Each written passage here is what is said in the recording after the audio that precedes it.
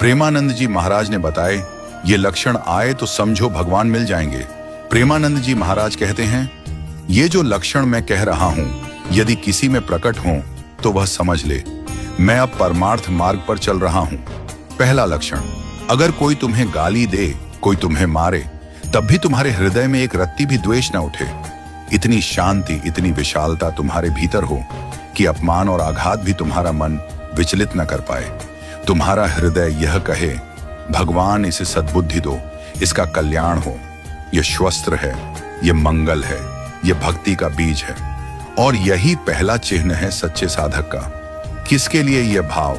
उसी के लिए जो तुम्हें गाली दे रहा है, जो तुम्हारा अपमान कर रहा है, जो तुम्हारी निंदा करता है और जो तुम्हारे अस्तित्व को चोट पहुंचा रहा है। फिर भी हृदय में पूर्ण शांति, यही पहला चिन्ह है कि हम भक्ति पथ पर आगे बढ़ रहे हैं। दूसरा लक्षण, एक क्षण भी भगवान का चिंतन छूटे नहीं। अगर छूट गया तो वह समय व्यर्थ चला गया, और अव्यर्थ कालतम, बिना उद्देश्य बीता हुआ समय भक्त के जीवन में सबसे बड़ा घाटा होता है। तीसरा लक्षण, विरक्ति, इंद्रिय भोगों से विमुक्ता। ना लोक के भोग चाहिए, ना परलोक के स्वर्ग, ना इंद्र पद की चाह, ना स्वर्ग की कामना। केवल प्रभु का नाम, केवल उनकी स्मृति। चौथा लक्षण, मान शून्यता, अपने भीतर कोई गुण न देखना, स्वयं को अधम समझना और दूसरों में सद्गुणों को देखना। मैं तो कुछ भी नहीं हूं, अधम हूं, अयोग्य हूं। और जब कोई तुम्हारा मान करे तो तुम्हारा मन दुखी हो, मैं इस योग्य नहीं। अमानिना मान देन, कीर्तनीय सदा हरि। जो स्वयं मान नहीं चाहता पर हर प्राणी को मान देता है और सदा हरि कीर्तन करता है, वही सच्चा भक्त है।